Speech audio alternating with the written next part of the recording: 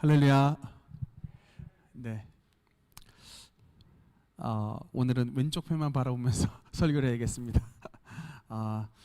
네. 오른쪽 좌석이 좀 텅 비어서 조금 안타깝긴 한데, 하나님께서 제가 기도 중에 그 생각을 했습니다. 하나님의 말씀을 들으러 나오신 분들에게 우리 하나님께서 상 주신 하나님이시기 때문에 우리 오늘 참석하신 성도님들께 하나님께서 특별한 상을 좀 공급해 주십사 이렇게 기도하는 가운데 하나님 어떤 상을 좀 주시겠습니까? 라고 이렇게 기도를 했는데 하나님께서 이렇게 말씀과 연관된 이 만나의 상급을 주신다는 마음을 딱 주셨어요. 그러니까 이게 여러분 이 만나의 상급이 진짜 대단합니다. 왜냐하면 구약 시대에 출애굽한 백성들이 40년간 만나를 먹고 살았는데 40년 동안 만나를 먹었을 때 물론 이스라엘 백성들은 그게 맛이 없다고 때로는 투정도 부리고 하나님 앞에 반항을 했지만 성경에 보니까 이게 천사의 음식이라고 써 있어요. 천사의 음식이기 때문에 40년 동안 이스라엘 백성들이 광야를 다니면서 그 만나를 먹고 지내는 동안에 그 발이 부르트지 않았다 그랬습니다. 그게 무슨 말이냐면 그 거친 광야 사막길을 걷는 동안에 하나님이 만나를 공급해 주셨을 때 그 만나를 먹었던 이스라엘 백성들이 별다른 질병에 걸리지 아니하고 가나안 땅 들어갈 때까지 건강한 모습으로 다 들어갔다는 거예요. 여러분 사막 있잖아요. 40년이 아니라 4일만 걸어도 진짜 몸에 병이 날 정도로 사막은 굉장히 고된 곳입니다.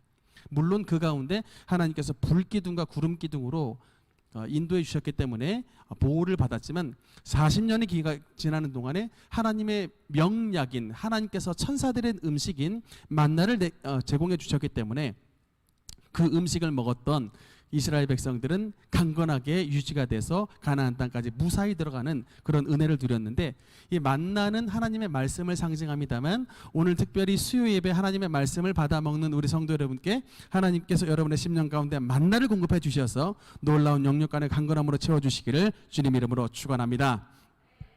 오늘 이제 말씀을 시작하면서 시편 18편 1절에서 3절 말씀 우리 이제 당분간 수요 예배 때 이 말씀을 암송을 하면서 시작하겠습니다. 같이 읽어보겠습니다. 시작. 나의 힘이신 여호와여 내가 주를 사랑하나이다. 여호와는 나의 반석이시요 나의 요새시요 나를 건지시는 이시요 나의 하나님이시요 내가 그 안에 피할 나의 바위시요 나의 방패시요 나의 구원의 뿌리시요 나의 산성이시로다. 그 다음 3절까지 보겠습니다. 네, 읽겠습니다. 시작. 내가 찬송받으실 여호와께 아뢰리니 내 원수들에게서 구원을 얻으리로다. 아멘.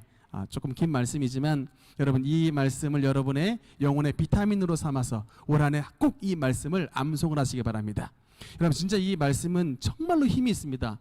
여러분 암송을 하면은 여러분의 머리도 좋아지지만 여러분의 심령에 하나님의 이 무기를 주시는 거예요. 그래서 하나님이 어떤 하나님이신가? 여호와는 나의 반석. 그러니까 반석은 여러분 기초란 얘기, 기초. 우리 집안이 반석 위에 세운 집이 되어야 흔들리지 않잖아요. 하나님께서 여러분의 삶 가운데 든든한 반석이 되어 주시고 어떤 원수가 침공에 들어와도 그 넘어서지 못할 요새가 되어 주시고 나의 피할 바위가 되어 주시고 산성이 되어 주시고 방패가 되어 주시고 구원의 뿔이 되어 주시고 우리의 피난처가 되어주시는 그런 하나님 항상 말씀을 떠올리면서 내가 찬송받으실 여호와께 아뢰리니 내가 내 원수들에게서 구원을 얻으리로다. 특별히 이게 코로나가 돌고 있는 이 어려운 시국 가운데 우리 하나님의 말씀이 여러분의 삶에 든든한 피난처가 되어주시고 반석이 되어주셔서 다윗처럼 우리 하나님 앞에 놀라운 은혜를 체험하는 우리 복된 모든 능력의 권속들 되시기를 주님 이름으로 축원합니다. 오늘은 이제 고린도전서 9장 두 번째 시간을 말씀을 나누겠습니다. 네, 화면을 보겠습니다. 우리가 그 고린도전서 지난번 9장 초반부에 사도의 권리에 대해서 잠깐 나눴습니다. 그러니까 사도 바울은 많은 특권을 가진 사실상 특권을 가진 사도였습니다. 수많은 권리가 있었는데 비록 고린도 교회 성도들이 이 거짓 교사들에게 속아가지고 사도 바울의 사도성에 대해서 의심을 많이 했었습니다. 바울은 틀림없이 사도가 아닐 것이다 굉장히 의심을 했지만 바울은 성경에서 말하기를 내가 사도됨이 증명하는 것이 너희라고 말을 합니다. 너희가 바로 나의 사도됨을 인친 것이다. 성경에 인쳤다라는 뜻은 뭐냐면 도장을 찍었다는 얘기예요. 여러분, 대학을 졸업을 했을 때 제가 대학 졸업장이 있는데 대학 졸업장에 우리 대학교에 이름 찍힌 딱 도장이 있어야 됩니다. 아무리 대학 졸업장이 있어도 거기에 이 대학 졸업장에 대학에 도장이 안 찍혀져 있으면 그거는 거짓 문서예요. 지난번 한 장관께서 그 거짓 졸업장에 이게 거짓 직인을 찍어가지고 그게 그 문제 때문에 사문서 위조돼가지고 그 부인분께서 지금도 감옥살이를 하고 계십니다만 도장은 그 문서에 확정을 지어주는 겁니다. 출생신고서에서도 나라에서 찍어주는 도장이 있어야 이 아이의 출생을 증명해 줍니다. 마찬가지로 근데 이 사도 바울이 사도성을 증명해 주는 것이 바로 너희다. 사도성을 인치는 것이 바로 고린도 교회 성도라고 이게 말을 했는데, 그래서 그게 무슨 말이냐면 바울이 사도가 되었기 때문에 고린도 교회에 개척을 했고 고린도 교회에 놀라운 부흥이 나타났다. 이렇게 설명을 하고 있습니다. 특히 이제 사도 바울이 가지고 있는 사도의 권리는 첫 번째 뭐냐면 이 먹고 마실 권리가 이제 말씀드렸죠 지난번. 그 사도는 특별히 교회에서 이 사도들에게 사례비를 공급해서 사도들이 먹고 사도들이 마실 수 있는 모든 주거와 음식을 공개받을 수 있는 권리가 있었다. 그게 바로 먹고 마실 권리고, 두 번째 권리는 믿음의 자매된 아내를 함께 다니면서 함께 사역을 할 수 있는, 그러니까 그 부인도 그 사도에 준하는 대우를 받을 수 있는 권리. 그래서 특히 이제 베드로 사도는 그 부인과 함께 사역을 했다고 기록이 되어 있습니다. 성경에는 이름이 나와 있지 않지만 고대 문서에는 사도 베드로의 부인의 이름도 나와 있더라고요. 어쨌든 이 믿음의 자매된 이 아내와 함께 다닐 수 있는 권리. 그래서 목사님의 부인도 교회에서 사례비에 해당돼서 같이 이게 제공을 해주지 않습니까? 여기서 그 원리가 나오는 것이고, 세 번째 권한은 특히 일하지 아니할 권리를 사도들이 가지고 있었는데, 모든 유대인들은 노동을 신성시하기 때문에 노동을 해야 됩니다만 특별히 사도들은 일하지 않아도 되는 그런 면제권을 얻었는데, 이런 세 가지의 권리를 사도 바울이 다 가지고 있었음에도 불구하고 이 세 개 중에 단 하나의 권리도 쓰지 않고 전부 다 권리를 받지 아니하고 모두 다 사도 바울은 다 포기를 했다. 그래서 일하지 않을 권리를 가지고 있었지만 일을 했고, 믿음의 자매된 아내를 데리고 다니지도 않았다. 그래서 독신으로 살았고, 먹고 마실 권리가 있었지만 교회에서 사례비 받지 않고 자신의 손이 직접 일을 하여 먹을 모든 것을 다 충당했다. 참 어려운 일들을 감당을 했습니다만, 그럼에도 불구하고 사도 바울은 이 모든 권리를 다 포기했다. 이 권리를 포기했던 단 한 가지의 이유는 바로 뭐냐면, 이 모든 권리를 다 포기해서라도 어찌됐든 간에 한 영혼이라도 더 전도하고 더 얻으려고 하는 목적 때문에 이 모든 권리를 포기했다. 그래서 사도 바울의 전도의 원리는 뭐냐면, 유대인에게는 뭐였죠? 유대인에게는 유대인으로, 즉 유대인을 만날 때는 자신의 디모데를 데리고 갈 때도 할례를 받게 했었습니다. 왜냐하면 유대인은 할례 받지 않는 사람들을 상대하지 않으니까. 비록 헬라인의 후손이었던 디모데였지만 어머니 물론 유대인입니다만, 그렇게 전도할 때는 디모데도 할례를 받고서 갔었다. 그러니까 그 유대인에게 전도할 때는 이렇게 유대인처럼 대했습니다. 반면에 이방인을 전도할 때는 이방인에게는 이방인으로 했다. 그래서 여러분, 그 사도 바울이 나중에 유럽과 로마까지 전도를 하는데, 유대인에게 전도할 때는 유대인의 음식 먹는 게 문제가 되지 않습니다. 다 유대인의 그런 음식이 나오지만, 여러분 근데 이방의 로마를 갔는데 유대인에게 해당되는 음식이 없어요. 거기는 다 이방인에게 있는 음식들입니다. 그러면 여러분, 그 이방인에게, 예를 들어 로마 사람에게 전도를 하는데 유대인에게 음식 내놔라 그러면 이 사람들이 내놓을 수 있겠습니까? 없겠습니까? 없는 거예요. 그래서 하나님께서 이런 모든 상황을 다 아시고 이제 음식에 대한 문제는 다 그때 철폐를 하셨습니다. 그래서 바울이 로마나 그리스 같은 지역에 전도를 할 때는 틀림없이 그 지방에서 주었던 음식을 먹으면서 그들과 함께 이방인에게는 이방인으로서의 전도를 감행을 했던 것입니다. 또 약자들에게는 약함으로라고 말한 것은 어리석은 사람들을 모여 있을 때는 다 그냥 바울도 잘난 척하지 않냐고 그들과 똑같이 옷도 입고 어리석은 채 하면서 모든 약자의 눈에 맞춰서 복음을 전했다. 그래서 결론적으로는 그렇게 그 고린도 교회에서 이렇게 유대인에게는 유대인으로 이방인에게는 이방인으로 약자에게는 약자로 이렇게 전도를 할 때 어떤 역사가 나타났느냐면 다음 한번 화면 보겠습니다. 예. 그 전에 사도행전 18장 8절에서 11절 보면은 이런 말씀이 있습니다. 또 회당장 그리스보가 온 집안과 더불어 주를 믿으며 수많은 고린도 사람들도 듣고 믿어 세례를 받더라. 그 다음에 밤에 주께서 환상 가운데 바울에게 말씀하시되 두려워하지 말며 침묵하지 말고 말하라. 내가 너와 함께 있음에 어떤 사람도 너를 대적하여 해롭게 할 자가 없을 것이니 이는 이 성중에 내 백성이 많음이라 하시더라. 여러분 참 이게 굉장히 우리에게 위안이 되는 말씀입니다. 화면 그 전에 그 화면 보면은 수많은 고린도 사람도 듣고 믿어라고 말씀이 나옵니다. 그러니까 여러분 이게 고린도 지역은 당시의 헬라 문화 가운데 굉장히 좀 천대받던 지역이었습니다. 제가 지난번 말씀드렸지만 고린도화되다 코린티아니조마이라는 단어가 있는데 이거는 헬라 지역의 사람들이 봤을 때도 고린도 사람들은 굉장히 문란하고 굉장히 참 방탕한 사람들이 많았다. 그래서 고린도화되다라는 단어가 있는데 그 고린도 지역이 굉장히 방탕하고 참 나쁜 사람들이 많이 살았던 지역이지만 하나님의 성령께서 역사하시니까 그 고린도 지역에 그 전도가 안 될 것으로 예상을 했는데 수많은 고린도 사람들이 듣고 믿어 세례를 받았다라는 말씀이 나옵니다. 그러니까 여러분 제가 말씀드리고 싶은 게 뭐냐면 복음의 능력을 제한하지 말라는 거예요. 그러니까 우리 생각에 저 사람은 절대 변하지 않아. 저 사람은 죽었다 깨어나도 절대 안 바뀌어.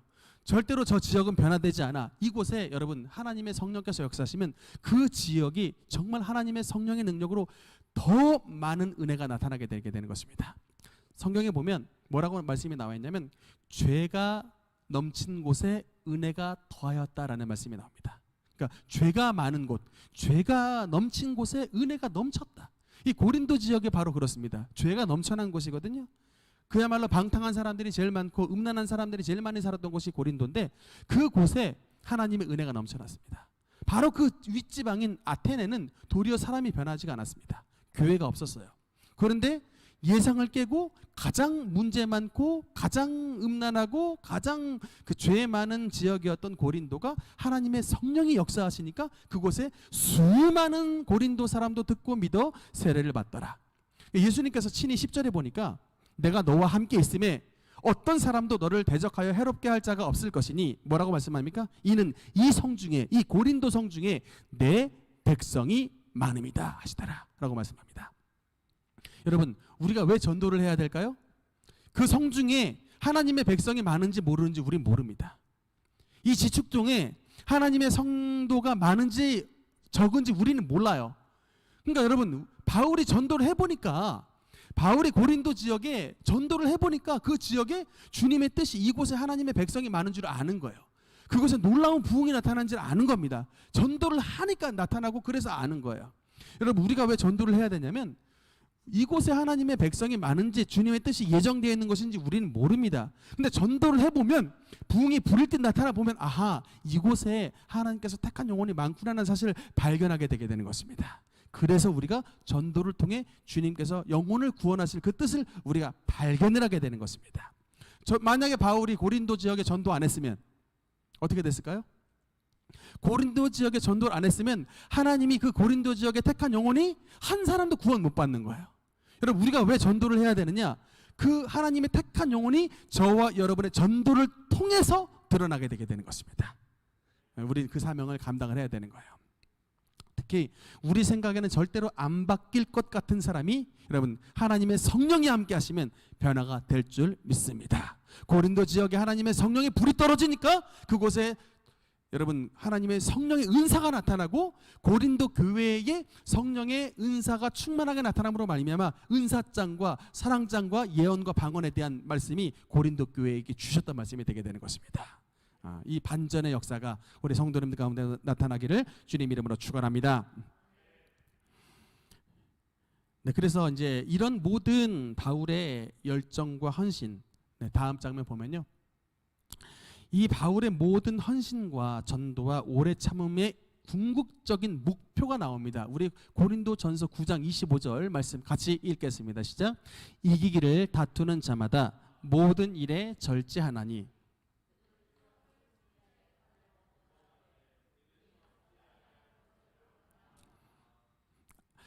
이기기를 다투는 자마다 모든 일에 절제하나니. 그러니까 이제 비교가 되어 있습니다.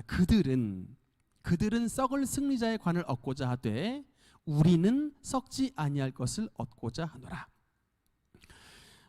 성경에 여러분 이제 바울이 하나님 앞에 목표를 하는 것이 나오는데, 그러니까 우리는 썩지 아니할 것을 얻고자 한다. 저들은 썩을 승리자의 관을 얻고자 한다. 이게 대비가 나타나 있습니다. 다음 화면 보면요, 여러분 이 김재덕 선수입니다. 누군지 알죠?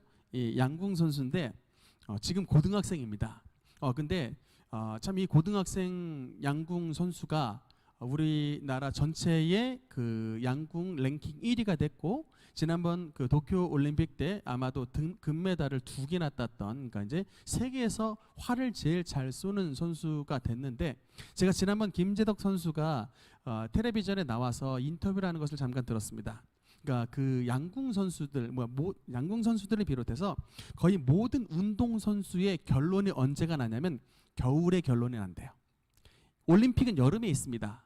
근데 이 모든 양궁 선수를 비롯해서 운동 선수들의 결론은 겨울에 난답니다. 그래서 굉장히 궁금하더라고요. 어떻게 겨울에 결론이 나는가 했더니 그 선수 김재덕 선수 말이 겨울에 얼마나 피땀 흘려가지고 그 훈련을 많이 받아서 이 자기의 이 기량을 이렇게 향상시킨 사람은 그 해의 올림픽이나 뭐 세계 선수권 대회에서 우승과 이런 뭐 금메달을 따고 이렇게 좋은 랭킹에 올라가는데, 겨울에 훈련을 게을리한 사람들은 하나같이 다 낙오해 버린답니다.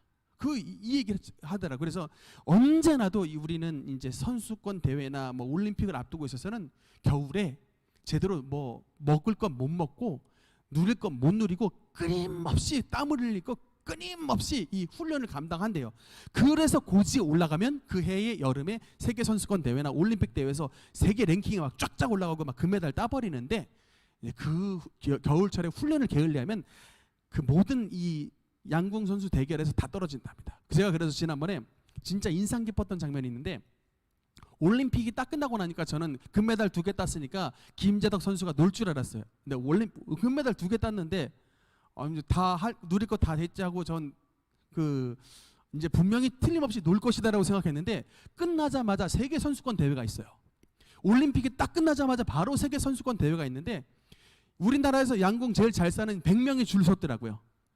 100명이 운동장에서 쫙 줄 서가지고 양궁 관역이 100개가 꽂혀 있더라고요.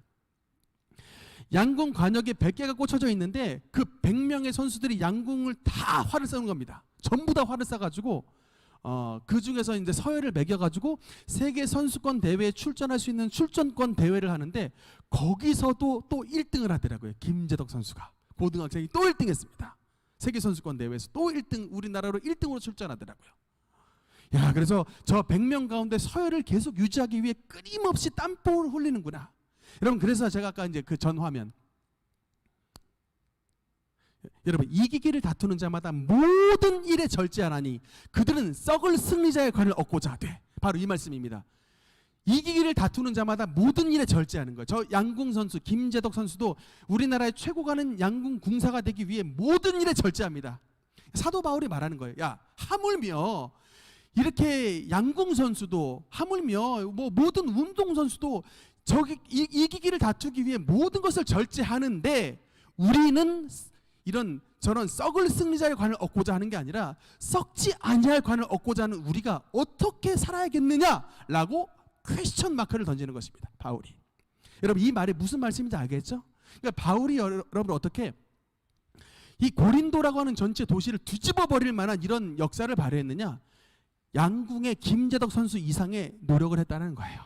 바울은 그 도시를 전체를 뒤집기 위해 하나님 앞에서 저런 운동선수 이상의 열심을 냈다라는 뜻입니다. 반대로 그러면 오늘날 왜 이런 역사가 안 나타나느냐? 그러니까 저를 비롯해 우리 많은 성도들이 저렇게 그냥 열심을 내지 않는다는 거예요. 그냥 그저 그렇게 그냥 교회 조금 나와서 그나마 우리 뭐 오늘 나오신 분들은 좀 나은 편인데 그냥 주일날 그냥 뭐 주일날 좀 예배 그냥 1시간 드리고 말고 그냥 평상시에는 그냥 자기 하고 싶은 대로 살아가니까 여러분 이게 역사가 안 나타나는 거예요.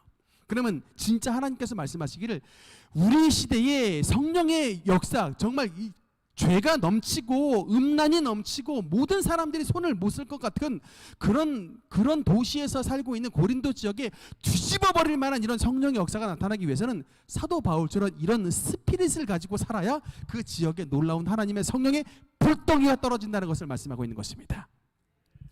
뭐 요새 조윤규 목사님 이제 가셔서 뭐 순복음교회 욕하는 사람 많은데 제가 책 읽어보니까 진짜 여러분 조윤규 목사님, 최자실 목사님 그리고 그 당시에 순복음교회 다녔던 성도들 진짜 그렇게 했어요. 그래서 그렇게 믿었으니까 그 대조동 불광동 지역이 변화된 거 아닙니까? 여러분 불광동이 뭐냐면 불교가 그냥 막 이 불일 듯 나타나는 동네가 불광동이에요.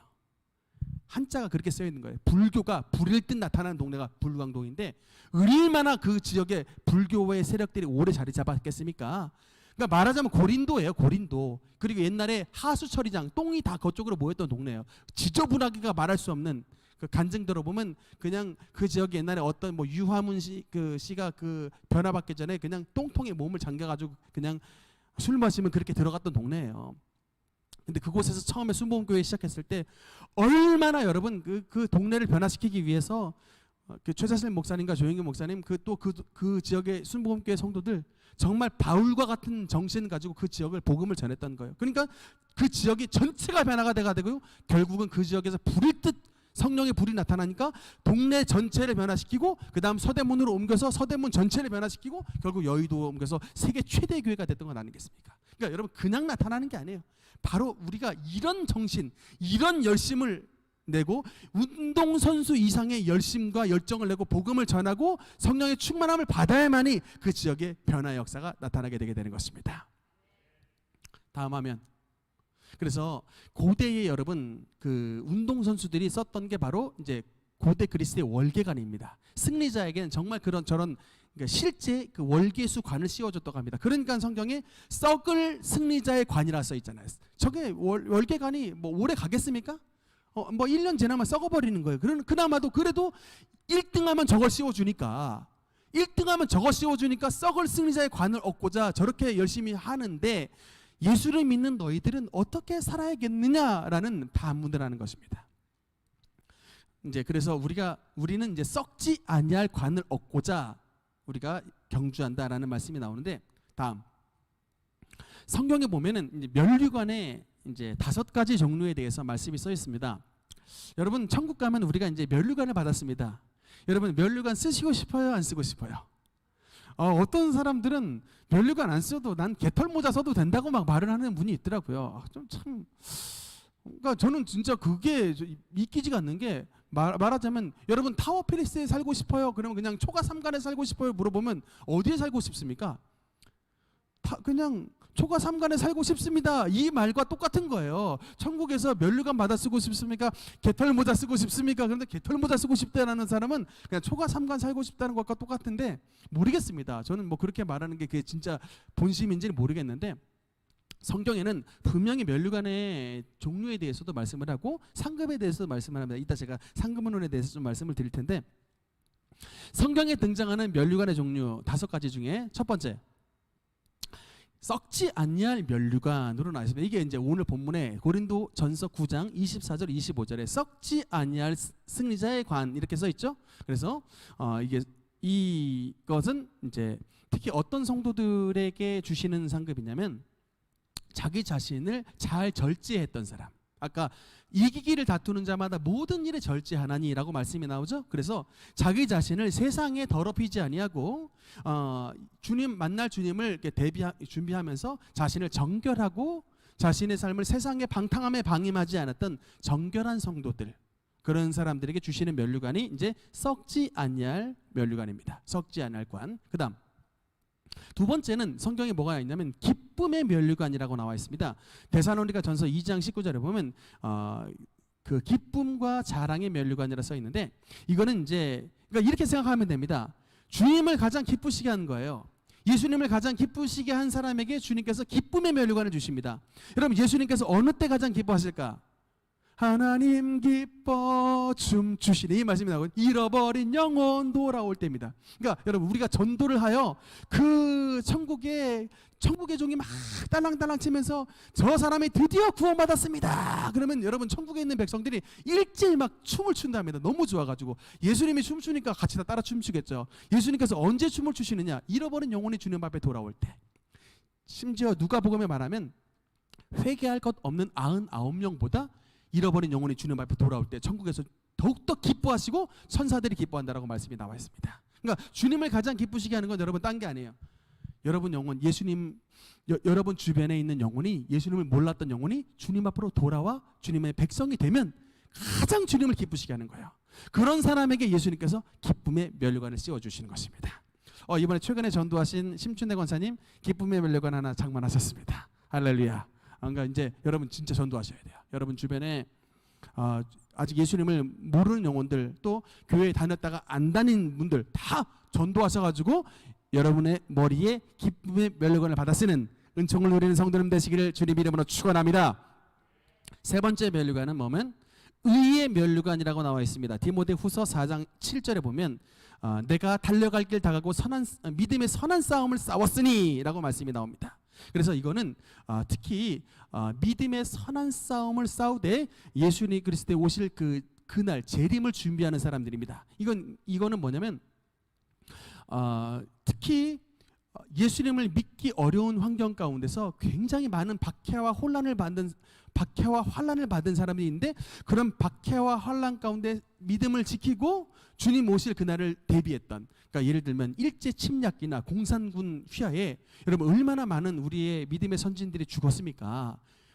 막 천황 믿어라 막 그랬는데 천황 안 믿고 신사 참배하라 그랬는데 신사 참배 안 하고 끝까지 막 자기의 믿음을 지켰던 분들, 그런 분들에게 네가 진짜 옳다라고 말씀하신 주님께서 흰옷을 주시는 건데, 그런 분들이 받아 쓰는 면류관이 바로 의의 면류관입니다. 그러니까 이 로마 시대 때에도 황제 숭배하라고 막 칼을 들이내미는데 끝까지 황제 숭배하지 않고 하나님 앞에 믿음을 온전하게 지켰던 이런 분들에게 의의 면류관을 씌워주시는 것입니다. 그래서 예수님은 오실 그날을 준비하는 분들, 이런 분들에게 의의 면류관을 씌워주시고, 네 번째 영광의 면류관을 받아 쓴다라는 말씀이 나오는데, 이건 특히 이제 주의 종들, 또 교회 직분자들, 이게 리더급들에게 주시는 말씀입니다. 양무리에게 본이 된 자에게 주시는 겁니다. 요새 목사님이나 장로님들 참 이게 사회적으로 높은 대형 교회 하시다가 갑자기 좀 타락을 하시거나 또는 이렇게 무리를 일으키시는 분들이 좀 많아서 오늘날에 교회가 좀 많이 욕을 먹고 있는데, 성경에 보니까 양무리에게 본이 된 주의 종들은 영광의 면류관을 주신다라고 말씀이 나오더라고요. 그러니까 여러분, 이게 꼭 성도들에게만 해당된 관이 아니라 우리 주의 종들에게, 양무리의 본이 된 자에게는 영광의 면류관을 주신다라고 말씀이 나와 있습니다. 그러니까 이건 우리 특히 말씀을 전하는 우리 주의 종들에게 해당된 말씀입니다. 그러니까 우리 목회자들이 하나님 앞에 양무리의 본이 되면 천국 갔을 때 주님께서 우리에게 영광의 면류관을 쓰시지만, 여러분 우리 양무리의 본이 되지 못하고 양무리에 절대 덕을 끼치지 못하고 온갖 죄만 지었다가 이제 하나님 앞에 서면 영광에 가는커녕 어떻게 나오냐면 악하고 게으른 종아라고 하면서 슬피 울며 이를 갈미 있으리라고 하면서 바깥 어두운 데 쫓겨나게 되게 되는 것입니다. 그래서 성경에 보면은 사실은 주의 종 되라는 말씀이 이게 많이 나오지 않아요. 선생 되지 말라고 합니다. 왜냐하면 거기 야고보서에 보면 선생 된 자가 더 심판이 크게 받기 때문에 선생을 되려고 하지 말라고 말하고 있어요. 그러니까 우리 특히 주의 종들은 주의 종이 된 이상 하나님의 이 상급도 크지만 영광의 면류관 같은 상급도 크지만 반대로 잘못하다가는 하나님 앞에 매도 심하게 맞기 때문에 주의 종이 되려고 하지 말라라고 성경에 써 있어요. 우리 맡은 이상 어떻게 되겠습니까? 우리 부목사님, 우리 원로 목사님, 저를 비롯해 주의 종 맡은 이상 뭡니까? 영광의 면류관 받아쓰기까지 죽기까지 충성하겠습니다. 결심하시는 우리 주의 종 되시기를 주님 이름으로 축원합니다. 다섯 번째 관의 이름은 생명의 면류관입니다. 요한계시록 2장 10절에 보면 죽기까지 충성하라, 내가 내게 생명의 관을 주리라. 이거는 그러니까 사실은 등급으로 말하자면 이게 1번부터 5번까지 말할 때 5번 관이 가장 이제 그 높은 랭킹에 있는 면류관이 생명의 면류관입니다. 네 번째가 영광의, 세 번째가 의의 면류관, 두 번째가 기쁨의 면류관, 이제 첫 번째 이게 썩지 아니할 것부터 생명의 면류관까지 이게 점점점 랭킹이 올라가는 거예요. 아까 말씀드렸죠. 이 이름들은 다 예수님께 해당되는 것이라고. 생명의 면류관을 누구에게 씌워 주실까요? 생명을 바친 자에게 씌워 주시는 겁니다. 여러분, 그러니까 영광의 면류관은 누구에게 씌워주는 걸까요? 하나님 앞에 진짜 그 삶을 통해 영광 드리는 자에게 씌워주시는 것입니다.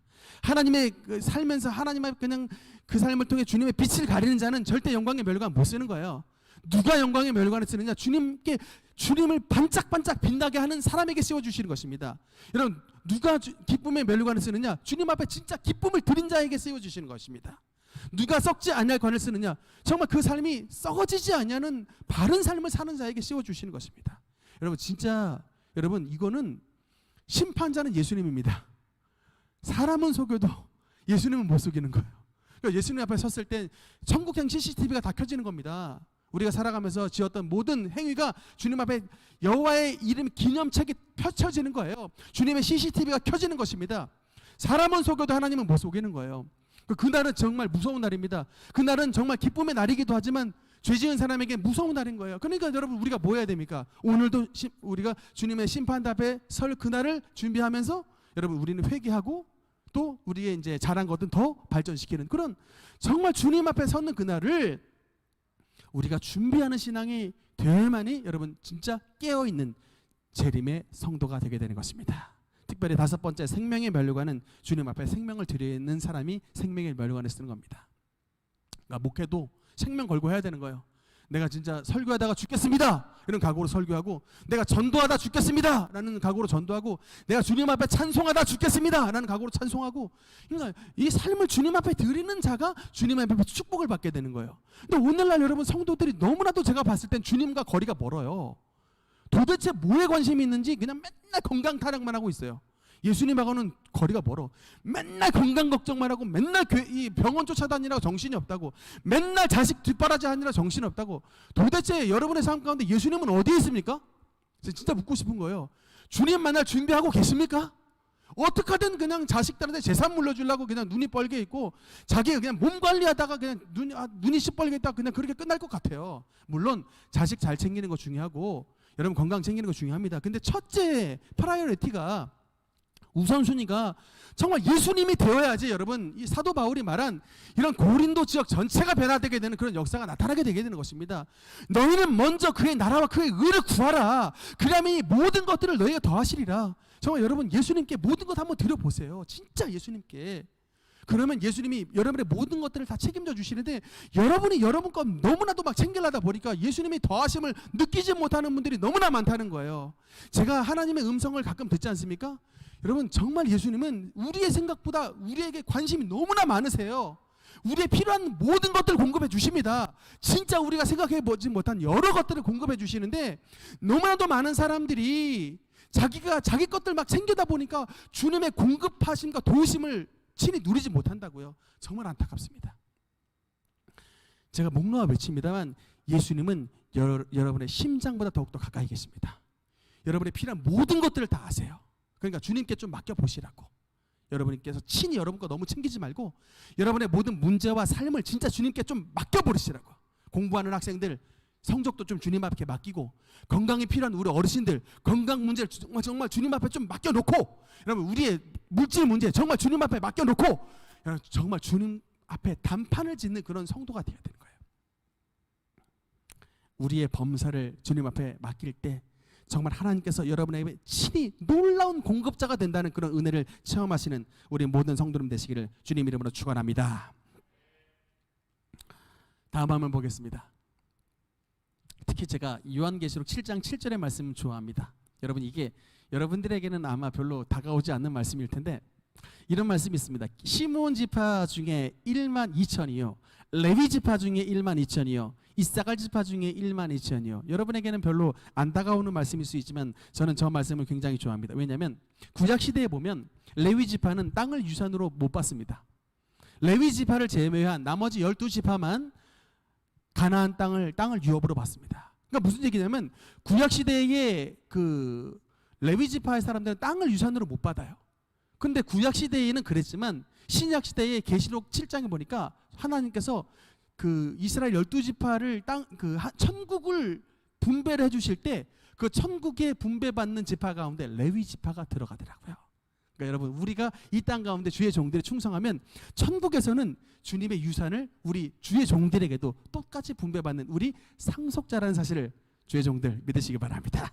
레위 지파에게도 1만 2천이라고 써 있죠. 그러니까 충성되게 감당하면 주의 종들이나 주님의 백성들이나 다 똑같이 하나님의 나라를 유업으로 받는 상속자가 된다는 사실을 믿으시기 바랍니다. 다음 한번 보겠습니다. 특히 제가 좋아하는 말씀이 상주심을 바라봅니다 라는 말씀입니다. 히브리서 1장 24절에 보면 믿음으로 모세는 장성하여 바로 공주의 아들이라 칭함받기를 거절하고 도리어 하나님의 백성과 함께 고난받기를 잠시 죄악의 낙을 누리는 것보다 더 좋아하고 그리스도를 위하여 받는 수모를 애굽의 모든 보화보다 더 큰 재물로 여겼으니 그 이유가 뭐예요? 이는 상 주심을 바라봅니다. 상 주시는 하나님을 바라봅니다. 여러분, 그게 믿음이라고 말합니다. 제가 말씀드렸죠? 천국의 상급을 받는 내가 영광의 면류관을 받아 쓰겠다, 내가 의의 면류관을 받아 쓰겠다, 내가 생명의 면류관을 받아 쓰겠다, 내가 썩지 않을 것을 받아 쓰겠다, 내가 기쁨의 면류관을 받아 쓰겠다, 이 소망을 가지는 이 마음이 바로 뭐라고요? 믿음이라고 말합니다.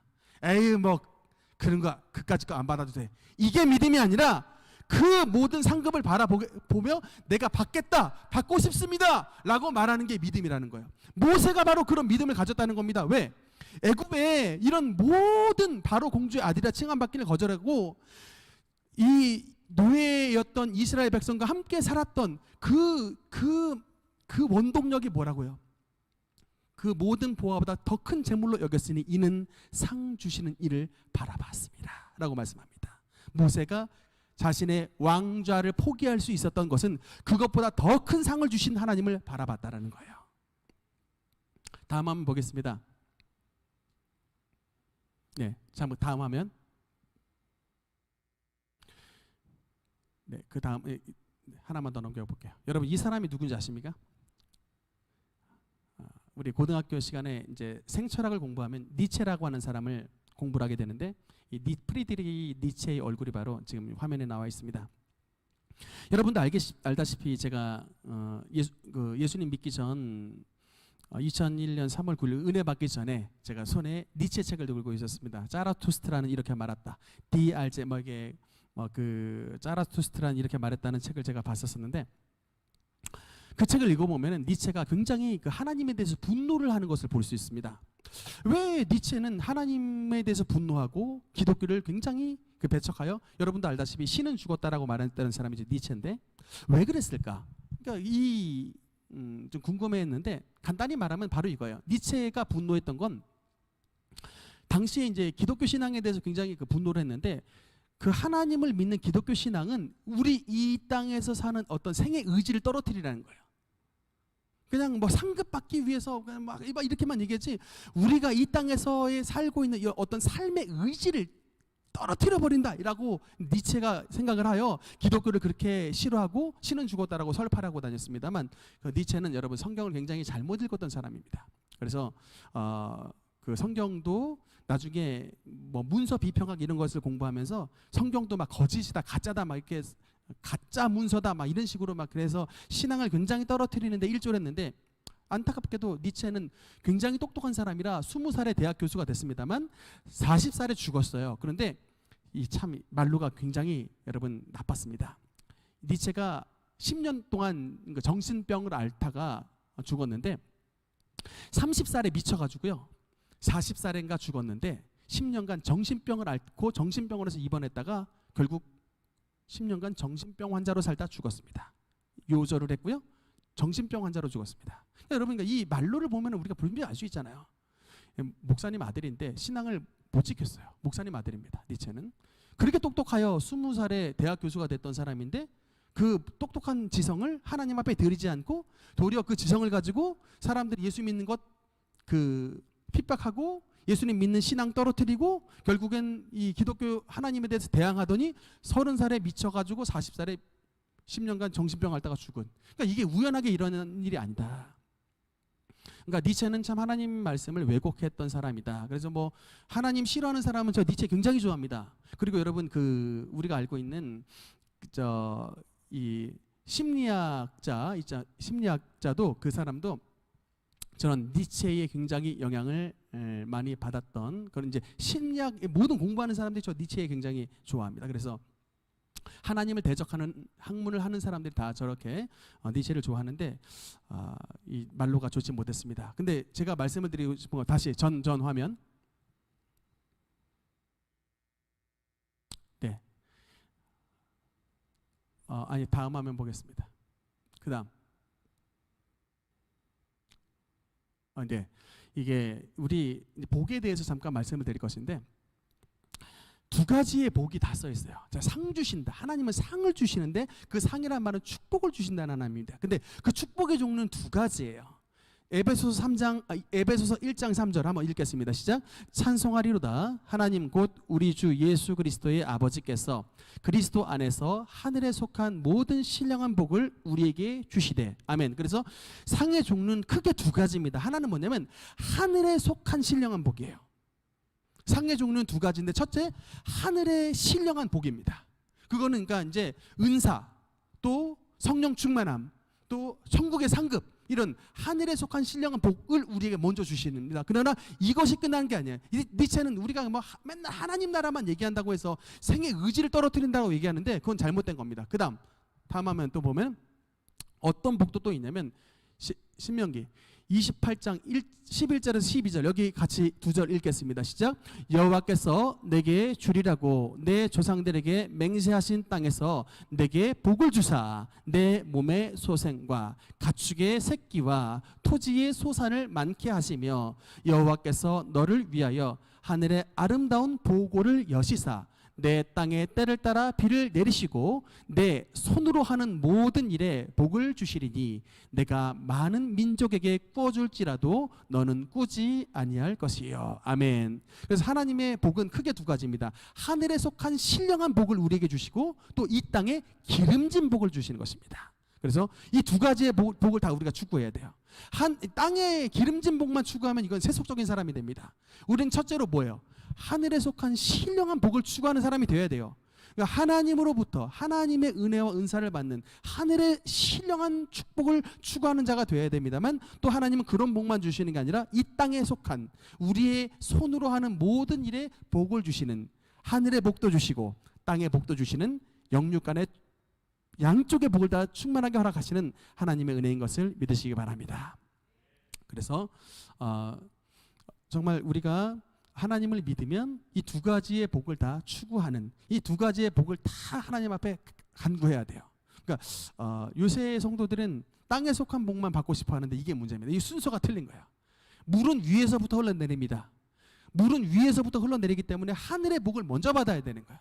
내 영혼이 이게 바로 이제 하늘의 복과 땅의 복이 같이 요약되어 있는 게 요한 3서 그 2절 말씀입니다. 내 영혼이 잘됨 같이 내 범사가 잘되고 강건하기를 내가 간구하노라. 그러니까 우리가 영혼이 잘돼야 우리가 범사가 또 잘되고 그래야 또 강건해지게 되는 것입니다. 그래서 오늘 이렇게 설교를 들으시러 나오신 우리 성도 여러분 말씀을 들으면서 영혼이 잘되는 거예요. 하늘의 만나를 받게 되니까. 하늘의 만나를 받는 여러분 심령이 영혼이 잘 되게 되는 것이고 그 영혼이 잘 되니까 또 어떻게 됩니까? 범사가 더 잘 되게 되는 것이고 범사가 잘 되니까 여러분 어떻게 되는 거예요? 강건함의 은혜를 누리게 되게 되는 것입니다. 그래서 우리 말씀을 듣는 모든 성도 여러분께 영혼이 잘됨 같이 내 범사가 더욱더 잘되고 강건한 은총이 내리시기를 주님 이름으로 축원합니다. 말씀의 결론을 맺겠습니다. 여러분, 우리가 정말 천국의 은혜는 바로 이것입니다. 썩지 않고 더럽지 않고 쇠하지 아니하는 유업을 있게 하신다. 그러니까 물론 여러분, 이 땅 가운데서 이 땅의 기름진 복을 받지만 이 땅의 기름진 복은 천국의 복과 비할 바가 아니다. 세 가지 않고 써 있죠? 천국은 뭐예요? 썩지 않는 것이다. 아무리 여러분 귀한 것이어도 이 땅의 것은 다 썩습니다.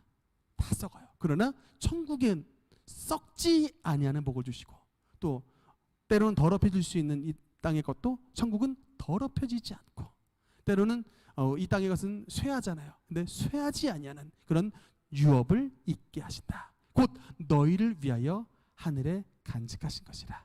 여러분, 지금 이제 주님을 만날 날이 점점 가까이 오지만 사실은 육신의 장막을 벗는 날은 굉장히 슬픈 날이라고 생각이 됩니다. 사실 죽는데 기뻐할 사람이 어디 있어요? 죽으면 다 슬퍼하고 장례식장 가면 다 그냥 눈물 흘리고 애통해하지만, 사실은 영적으로 보면은 그 날은 어떤 날이냐면 하나님께서 저와 여러분을 위해 간직하신 것을 만나게 되는 날입니다. 그러니까 사실은 그 터널을 통과해야 돼요. 그 터널을 통과하는 것은 조금 슬픈 일이지만, 그러나 우리가 사람이 죽었을 때, 우리 성도가 돌아가셨을 때 찬송을 부르는 것은 정말 기쁨의 찬송을 부릅니다. 왜냐하면 그 성도는 분명히 주님을 만날 것이기 때문에, 그 주님 만난 그 주님께서 그 성도를 위하여 그동안 간직하셨던 것을 하나님께서 상급으로 주실 것을 분명히 믿기 때문에 우리는 찬송을 부르는 것입니다. 주님 앞에 섰을 그 영혼은 이 땅에서 주님 앞에 충성되고 전도 많이 했으면 뭐 기쁨의 면류관, 또 의의 면류관, 때로는 주님 위에 순교하셨던 분들은 생명의 면류관을 받아 쓰실 것이기 때문에 우리는 기쁨으로 그 영혼을 보내드리게 되는 것입니다. 다음 마지막 화면을 보겠습니다. 그래서 우리의 이제 신앙의 태도의 결론입니다. 우리가 이제 어떻게 살아야 될 것이냐. 바울의 신앙의 태도의 비유에 대해서 이렇게 나와 있습니다. 고린도전서 9장 26절 27절에 보면, 그러므로 나는 다름질하기를 향방 없는 것 같이 아니하고 싸우기를 허공을 치는 것 같이 아니하며 내가 내 몸을 복종하게 함은 내가 남에게 전파한 후에 자신이 도리어 버림을 당할까 두려워함이로다. 세 가지의 운동 경기로 비유를 합니다. 바울의 신앙의 태도. 첫 번째, 네, 클릭 한번 해보세요. 없습니까? 네. 첫 번째, 네, 육상 경기, 다름질하기를 향방하는 것 같이 아니하고, 다음, 네, 싸우기를 허공을 치는 것 같이 아니하고, 이게 바로 복싱입니다. 이 복싱, 싸우기를 허공을 치는 것 같이 아니하고, 우리 복싱 경기할 때 딱 저놈의 그 얼굴을 향하여 탁 치잖아요. 그러니까 내가 진짜 그 복싱을 하듯이 믿음의 싸움을 싸우겠다. 그다음에 세 번째, 레슬링 경기입니다. 내가 내 몸을 쳐 복종하게 하면, 이게 바울이 그냥 이거 쓴 것이 아니라 다름질하기를 육상 선수 같이 내가 뛰겠다. 싸우기를 내가 복싱 선수 같이 싸우겠다. 내가 내 몸을 쳐 복종케 하기를 레슬링 선수 같이 내 몸을 쳐서 복종하여 하나님 앞에 드리겠다. 이런 운동 경기를, 이제 세 가지의 운동 경기를 비유로 자기의 삶을 하나님 앞에 드리겠다는 각오를 바울이 밝혔던 것입니다. 이게 다 쓰여 있던 것은 이제 사도 바울이 하나님 앞에서 정말 가장 신앙을 잘 지키기 위해 애썼던 분인데, 우리 말씀을 듣는 성도 여러분도 바울처럼 육상 경기를 하는 것처럼, 복싱 경기를 하는 것처럼, 레슬링 경기를 하는 것처럼 정말 믿음의 전심전력을 해서 주님 앞에 삶을 드리면 놀라운 바울에게 나타나셨던 성령의 역사가 우리 능력교회와 말씀을 듣는 모든 성도 여러분께도 나타나게 되게 되는 것입니다. 오늘 말씀을 듣는 모든 성도 여러분께 하나님의 이런 바울과 같은 열심을 주님 앞에 드림으로 말미암아 놀라운 하나님의 열매를 맺어드리는 우리 모든 능력교회 성도들 되시기를 주님 이름으로 축원합니다. 기도하시겠습니다.